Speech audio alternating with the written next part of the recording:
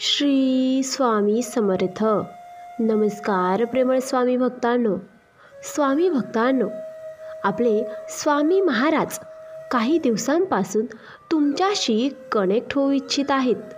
तुम्ही चुकूनही हा संदेश आज टाळू नका, नाहीतर तुम्ही तुमच्या आयुष्यातले ते आशीर्वाद गमावू शकता जे स्वामी तुम्हाला देऊ इच्छित आहेत. म्हणून कृपया 5 मिनिटे हा संदेश पूर्णपणे ऐकावे अशी विनंती आहे. माझ्या मुला, आता ही वेळ आली आहे जेव्हा मला तुला अशा उपायांबद्दल सांगायचे आहे, परंतु त्यासाठी तुला मी काय सांगतोय हे तू लक्ष देऊन ऐकावे अशी स्वामींची इच्छा आहे. मी तुला आत्तापर्यंत तुझ्या आयुष्यात खूप संधी समोर आणल्या, पण अजूनही तुला हेच कळालं नाही की कुठल्या संधीने तू पुढे जाऊ शकतोस. तू प्रत्येक संधीकडे दुर्लक्ष केलेस. तुझ्याकडून होणार नाही म्हणून तू आधीच घाबरलास. माझ्या मुला, तुला एक गोष्ट नेहमी लक्षात ठेवायचे आहे. जीवनात जे काही होते ते चांगल्यासाठीच होते आणि आता जे काही होत आहे तेही चांगल्यासाठीच होत आहे. पण याचा अर्थ असा नाही की जर तुम्ही आज चुकीच्या मार्गावर चालत असाल तर तो तुमच्यासाठी चांगुलपणाचा मार्ग आहे. उलट त्या चुकीच्या वाटेने पुढे जात राहिल्यास तुमचे आयुष्य बिघडेल आणि तुम्ही तुमच्या आयुष्यात कधीही पुढे जाऊ शकणार नाही. तुमचा जर स्वामींवर विश्वास असेल तर आत्ताच आपल्या व्हिडिओला लाईक करा आणि कमेंटमध्ये स्वामी आई मी तुमचं बाळ आहे असे टाईप करा. मी तुला हजारो संधी दिल्या, पण आजपर्यंत तुला समजले नाही की तू तुझ्या आयुष्यात पुढे कसा जाणार.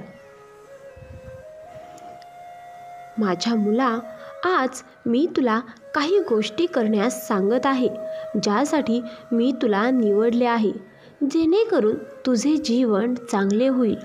आता सर्वात प्रथम तुला जे करायचे आहे ते म्हणजे तुझ्या आयुष्यातील प्रत्येक काम करण्यापूर्वी विचार करणे आणि त्याचे चांगले वाईट परिणाम जाणून घेऊनच त्या कार्याला पुढे जावे, जेणेकरून तुमच्या जीवनात आनंद येऊ शकतो. दुसरे कार्य तुला करायचे आहे ते म्हणजे तुम्हाला तुमच्या आतून त्या गोष्टी काढून टाकाव्या लागतील ज्या तुम्हाला तुमच्या आयुष्यात आळशीपणा किंवा वाईटपणा घेऊन जातात. अशा गोष्टी फक्त तुमचे आयुष्य खराब करतात. उदाहरणार्थ, जर तुम्ही एखाद्या दारूच्या नशेत असलेल्या लोकांसोबत बसलात तर एक दिवस तुम्हालाही त्याच्या दारूचे व्यसन नक्कीच लागेल. त्याचप्रमाणे जर तुम्ही तुमचा वेळ वाईट लोकांसोबत घालवलात तर ते तुम्हाला वाईटाकडे घेऊन जातील. माझ्या मुला, तुला कसे जीवन हवे आहे ते तुझ्या हातात आहे. आणि तिसरी गोष्ट म्हणजे तुमचे दैनंदिन जीवन बदलणे आवश्यक आहे.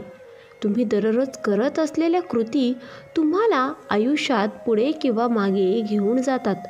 जर तुम्ही आज सकाळी लवकर उठण्यासाठी एक छोटीशी गोष्ट केली तर तीच छोटी गोष्ट उद्या तुमचा वेळ वाचवेल आणि तुम्हाला आयुष्यासाठी अधिक वेळ देईल. माझ्या मुला, वेळेचा योग्य वापर करण्यासाठी तुम्हाला वेळ समजून घ्यावा लागेल. वेळ कोणासाठीही थांबत नाही. त्यामुळे तुम्हाला जास्त वेळ हवा असेल तर तुम्ही सकाळी सर्वात आधी उठून ती कामे पूर्ण करा जी तुमच्यासाठी खूप महत्त्वाची आहेत. आणि चौथी पायरी म्हणजे स्वतःवर विश्वास ठेवायला सुरुवात करा. जोपर्यंत तुम्ही स्वतःवर विश्वास ठेवत नाही तोपर्यंत तुम्ही बदलू शकत नाही. माझ्या मुला, तुझा विश्वास तुला आयुष्यात पुढे घेऊन जातो आणि तुझी अंधश्रद्धा तुला आयुष्यात मागे घेऊन जाते. जर तुम्ही इतरांच्या म्हणण्यावर विश्वास ठेवण्यास सुरुवात केली तर ती तुमची केवळ अंधश्रद्धा असेल, कारण जोपर्यंत तुमचा स्वतःवर विश्वास नसेल तोपर्यंत तुम्ही कोणतेही काम नीट करू शकणार नाही. प्रत्येक गोष्टीसाठी आत्मविश्वास असणे आवश्यक आहे. जर एखाद्या कमकुवत व्यक्तीला विश्वास असेल की तो सर्वात मोठे कार्य देखील पूर्ण करू शकतो, तर काही काळानंतर त्याच्या विश्वासाच्या बळावर त्याला इतके बळ मिळते की तो कोणतेही काम क्षणात करू शकतो. माझ्या मुलांनो, श्रद्धेची शक्ती आजारी माणसालाही बरी करू शकते. जसे तुम्ही आजारी असताना डॉक्टरांकडे जाता, तेव्हा तो तुम्हाला औषध देतो आणि त्या औषधावर विश्वास ठेवल्याने तुम्ही बरे होतात. ही तुमची श्रद्धा आहे. तुम्हाला बरे करणारी शक्ती सहमत असाल तर होय बरोबर आहे असे टाईप करून तुमची सहमती लगेचच दर्शवा. मला माहिती आहे की तुम्ही खूप प्रार्थना करता आणि मी त्या सर्व प्रार्थना स्वीकारल्या आहेत. आत्तापर्यंत तुम्ही ज्या वेळेची वाट पाहिली ती वेळ आली आहे. आता तुम्हाला नक्कीच न्याय मिळेल. ज्याने तुमचे वाईट केले आहे त्याला त्याच्या कर्माचे फळ मिळू लागेल आणि तुमचा वाईट काळ आता संपल्याचे हे लक्षण आहे. आता अशी वेळ आली आहे जेव्हा तुमच्या आयुष्यात फक्त आनंद असेल. माझ्या बाळा, तू माझा भक्त आहेस. मी तुझ्याबद्दल काहीही कधीही होऊ देणार नाही. तुला सर्व संकटातून बाहेर काढण्याबरोबरच मी तुला आनंद नक्कीच देईल. जर तुमचे काम नेहमीच चांगले असेल तर तुम्हाला त्याचे चांगले फळ मिळते. तुमचे जे काही वाईट झाले ते तुमच्या मागील जन्मात केलेल्या वाईट कर्मांचा हिशोब होता. पण आता तुमच्या चांगल्या कर्माचा हिशोब तुम्हाला खूप आनंद देईल, एवढे की तुम्ही सांभाळू शकणार नाही. हाच तुला माझा आशीर्वाद.